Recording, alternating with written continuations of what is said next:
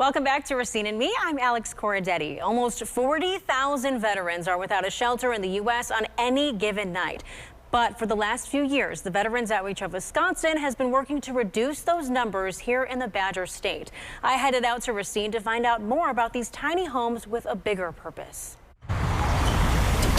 On Yount Street in Racine, you'll find the Veterans Outreach of Wisconsin.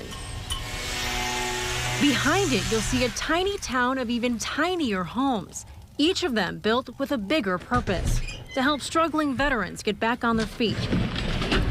The first was constructed in 2017. Now, the village consists of 15 different homes. There's two different types. There's some with the lofts, and then there's ones that just have a bed on the ground. Zachary Zajorik is a veteran and the VOW's executive director, who says he could have used these resources when he got out of the Marine Corps. I was struggling like most vets to kind of reintegrate back into the world. And I was hopping around different jobs. And then once I got involved in the veteran community, arguably it saved my life. And there's so many veterans out there. Here in Racine alone, we have 13,000. In southeast Wisconsin, we have about 50,000 veterans. One of those 50,000 is Randall Strumitz, a resident of a tiny home there. In 2019, my wife had died. And that mixed with the PTSD from Afghanistan and everything like that. It was like a whirlwind of emotions I could not handle. I gave up on everything. I lost my business, my house, ended up homeless.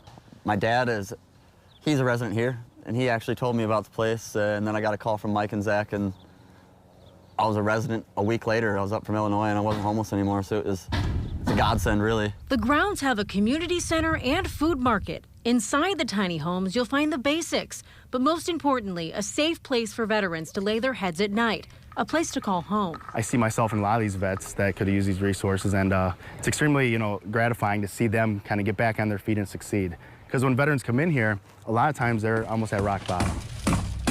The homes are sponsored by different organizations like Riley Construction, run by company president Ben Casso, who says they felt called to help. They basically have these tiny homes, and some of them were in disrepair, and I'm a construction company and have carpenters, masons, cement finishers, laborers, so I have these guys, and our company is a company that wants to serve our communities. A community making this support possible in the first place. The house needed repairs. Within a week, Riley stepped up and basically said, we'll take care of it.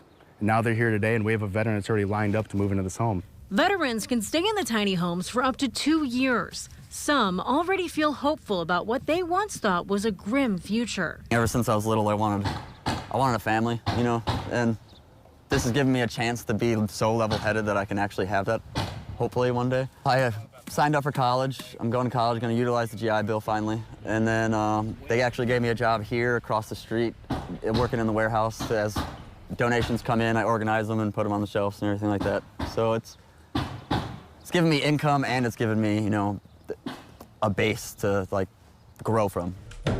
Acts of kindness serving as a reminder to reflect on the sacrifice of others. They've served at the highest level of anything you could serve for us, and this is our part, right? I always say, I don't know how to give back more when these guys have already given so much. And once dark thoughts replaced by a foundation of light. For veterans out there, no matter how dark it gets, there's always another, a sunrise.